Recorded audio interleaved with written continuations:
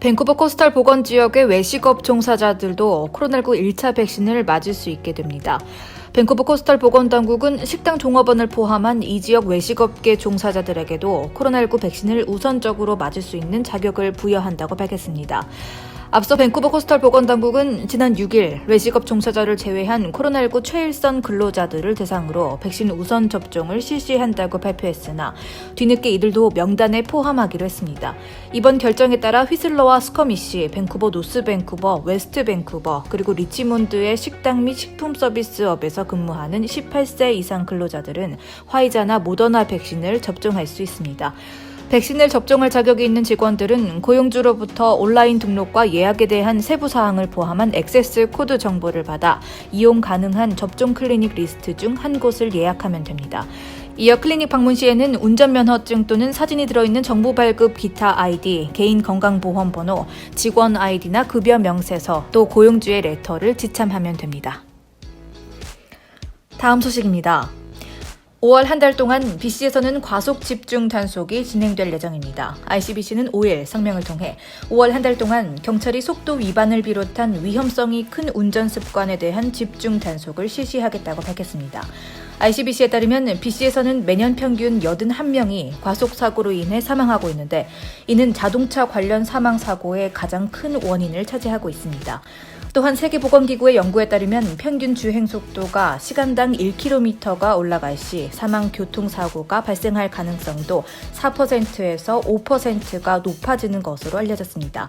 린지 매튜스 ICBC 부회장은 과속을 한다고 해서 목적지에 더 일찍 도착하는 것이 아니고 사고 가능성만 올라갈 뿐이라며 주행 속도를 낮춤으로써 도로는 더욱 안전해지고 이로 인해 생명도 살릴 수 있게 될 것이라고 설명했습니다.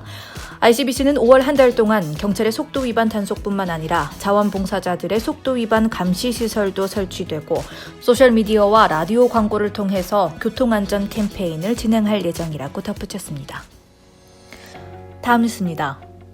밴쿠버 캐너스의 플레이오프 탈락이 공식적으로 확정됐습니다. 캐너스는 10일 위니펙에서 있었던 위니펙 제츠와의 원정 경기에서 3대1로 승리를 거두었지만 같은 날 스코셔 노스 디비전 4위인 몬트리올 캐네디언스 역시 승리로 승점 58점을 확보하면서 캐너스의 남은 6경기 결과에 상관없이 디비전 내 플레이오프 진출팀들이 모두 확정됐습니다. 캐너스가 플레이오프 진출에 실패한 것은 지난 6시즌 중 5번째 있는 일입니다. 이번 2020-21 NHL 시즌은 코로나19 사태로 인해 56경기 단축 시즌으로 진행됐으며 캐나다 미국 국경 폐쇄로 인해 캐너스는 다른 캐나다 연고 6팀과 더불어 스코셔 노스 디비전에 속해 같은 디비전 소속 팀들하고만 맞대결을 펼쳐왔습니다. 지난 시즌 5년 만에 처음으로 플레이오프 진출에 성공했던 캐너스에게 올 시즌은 험난 그 자체였습니다.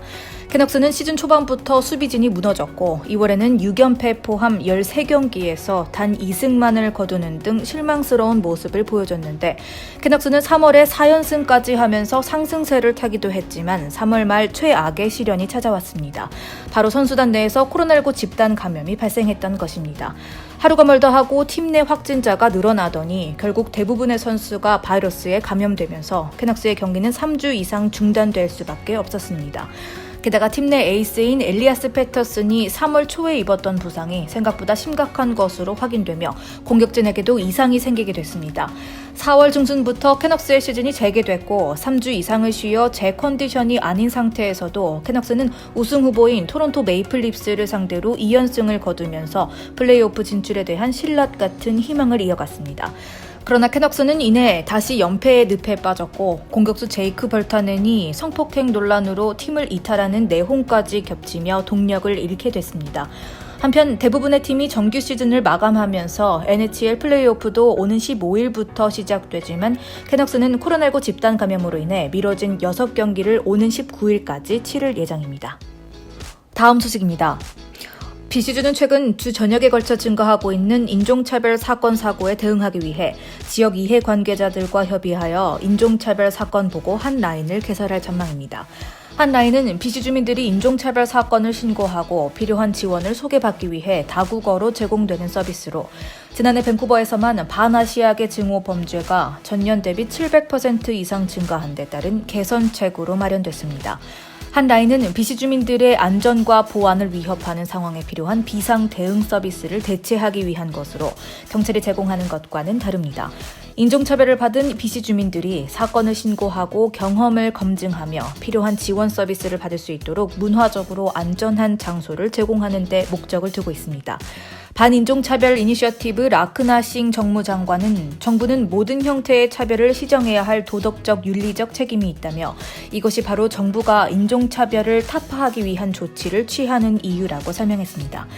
또 최근 지역사회 기반 반인종주의 프로젝트에 대한 지원금을 4배로 상향하는 등 이미 많은 조치를 취했지만 아직 해야 할 일이 더 많은 것을 알고 있다며 한라인은 인종차별 사건을 당했거나 목격했던 BC 주민들을 지원할 것이라고 덧붙였습니다. 한라인에서 수집된 데이터는 인종 기반 데이터 수집의 길을 열어줄 법령 등 향후 반인종차별 이니셔티브에 활용될 예정입니다. 또한 정부는 한라인을 통해 인종차별 증가 영역을 파악하여 수집된 정보를 바탕으로 인종차별에 맞서 싸우기 위한 향후 조치에 활용할 방침입니다. BC 법무부에서도 인종 기반 데이터 수집과 관련하여 원주민 협력 파트너 및 기타 인종단체와의 협의가 진행 중이며 올 여름에 보다 대대적인 시민의 참여를 계획 중입니다. 데이빗 에비 법무부 장관은 BC주를 타북미 지역사회와 인구 1인당 기준으로 비교할 때 반아시아계 인종차별의 주요 핫스팟임에는 의심의 여지가 없고 용납할 수 없다며 반드시 추가 조치가 이루어져야 한다고 일갈했습니다. 이에 정부는 한라인을 통해 사건 신고에 대한 장벽을 낮추어 향후 조치에 대한 개선된 방향을 제시하고 보다 신속히 대응할 수 있도록 도울 전망입니다. BC 반인종 차별 네트워크에 관한 자세한 내용은 www.resilience.bc.ca에서 확인할 수 있습니다.